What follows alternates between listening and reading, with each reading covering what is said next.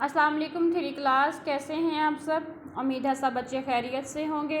दुआ भी है अल्लाह पाक आप सबको अपनी अमान में रखे, और इसके साथ साथ उम्मीद भी है कि जो काम आपको करने को मिला सब बच्चों ने अपना अच्छा सा काम किया होगा। जो याद करने को मिला सब ने वो याद भी किया होगा, जो आपको होमवर्क मिला सब बच्चों ने वो होमवर्क भी किया होगा। तो बेटे नेक्स्ट हम देखते हैं, हम सबक पढ़ रहे थे अज़ान।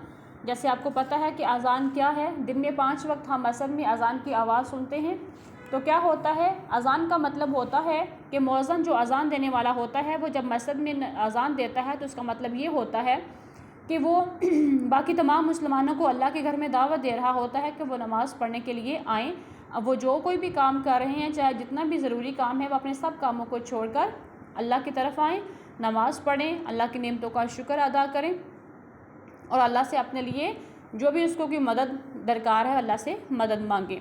तो सवाल हमने सारे इसके कर लिए थे। लास्ट क्वेश्चन हमारा रह गया था कि इन सहाबी का नाम लिखिए जिनकी अज़ान सुनकर लोग ईमान ले आते थे। ये भी हमारा हो गया था कि हज़रत बिलाल जो थे उनकी आवाज़ में इतनी तासीर थी कि लोग जो थे उनकी आवाज़ सुनकर ही मस्जिद की तरफ आ जाते थे और उनकी आवाज़ पर ईमान ले आते थे कि वो अल्लाह की तरफ से इस तरह से बुलाते थे, इस तरह से अज़ान देते थे कि न चाहते हुए भी लोग जो थे उनकी आवाज़ सुनकर उन पर ईमान ले आते और नमाज़ पढ़ने की तरफ आ जाते।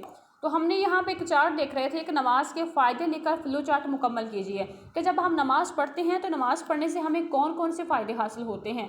जैसे मैं पहले भी हम पढ़ चुके हैं, बहुत दफ़ा हम देख भी चुके हैं कि जब हम नमाज़ पढ़ते हैं तो क्या होता है, हम वज़ू करते हैं, और अगर हम वज़ू करते हैं तो क्या होता है कि हमारे हाथ पाँव जो गंदे होते हैं वो साफ़ हो जाते हैं, मुँह गंदा होता है वो साफ़ हो जाता है।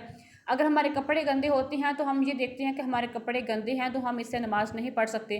तो उसके लिए हम क्या करते हैं, ये अपने कपड़े चेंज करते हैं, हम साफ़ सुथरे हो जाते हैं, हमारा जो लिबास है वो पाक साफ़ हो जाता है। और फिर हम जब नमाज़ पढ़ते हैं तो जिस जगह पे हम नमाज़ पढ़ते हैं उस जगह को हम साफ़ करते हैं। तो कैसे साफ़ करते हैं कि अगर वहाँ पर गंदगी पड़ी होगी तो हम वहाँ पर अपना जाए नमाज़ नहीं बिछाएंगे कि जगह जो है गंदी है, हम जहाँ पे नमाज़ नहीं पढ़ सकते। तो इसके लिए हम क्या करेंगे, पहले उस जगह को साफ़ करेंगे, इस तरह हमारा घर साफ़ हो जाएगा। फिर अगर हम नमाज़ पढ़ेंगे तो हमें लगेगा कि हमने नमाज़ पढ़ी है, हमने अभी अभी हमारा वज़ू है, तो हम झूठ नहीं बोल सकते, हम हमेशा हर बात पे फिर सच बोलेंगे।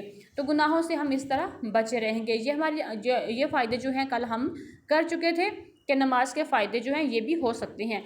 हमारा हाफ़ चार्ट कल हुआ था, हाफ़ हमारा रह गया था, वो हम अब देखते हैं कि और क्या होता है कि 5 बार वज़ू करना, कि वज़ू करने का इतना ज़्यादा सवाब है कि जब तक वज़ू के कतरे जो हैं उनका पानी जो है वो हमारे जिस्म पर रहता है, हमारे मुंह पे या हमारे हाथों पे, पाँव पे या हमारे बाजुओं पे, तब तक हमें उसका सवाब मिलता रहता है। तो इस तरह अगर हम दिन में 5 बार नमाज के तो हमें जब तक वो पानी हमारे जिस्म पर रहता है हमें उसका सवाब मिलता रहता है। फिर क्या होता है कि अल्लाह की रज़ा हासिल होती है कि जब हम नमाज़ पढ़ते हैं तो अल्लाह ताला हमसे खुश होता है। फिर जो चीज़ हमें चाहिए होती है अल्लाह ताला हमें खुश होकर हमें वो चीज़ अता कर देता है।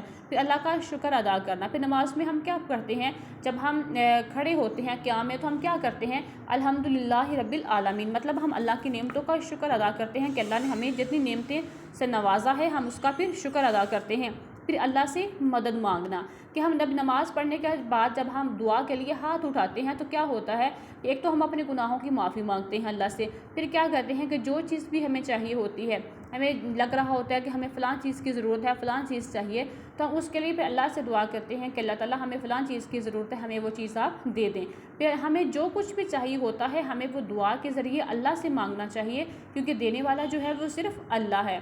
तो इस तरह आपको भी अगर किसी भी चीज़ की ज़रूरत हो तो क्या करें, आप किसी और से मांगने की बजाय सिर्फ नमाज़ पढ़ें, अल्लाह के सामने अपनी दुआ के लिए हाथ उठाएं और अल्लाह से मांगें कि अल्लाह ताला हमें फ़लाँ चीज़ की ज़रूरत है, आप हमें फ़लाँ चीज़ दे दें। और अल्लाह ताला हमारी दुआ कबूल करते हैं और किसी न किसी को वसीला बनाकर हमें वो चीज़ अता कर देते हैं। हमारा फ्लो चार्ट जो है ये मुकम्मल हो गया है। आपने ये होमवर्क करना है, मगर आपने ये होमवर्क नोटबुक पे नहीं करना, आपने इसको बुक पे ही करना है। अपना फ्लो चार्ट जो है बुक पे ही इसको आपने लेड पेंसिल के साथ मुकम्मल करना है।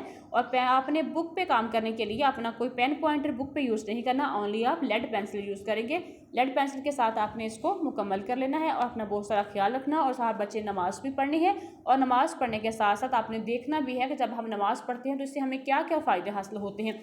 अगर इन चीज़ों से हट के आपको लगे कि हमें ये फ़ायदे हासिल होते हैं तो आप वो अपने फ्लो चार्ट में लिख सकते हैं। अपना बहुत सारा ख्याल रखना। अल्लाह हाफिज़।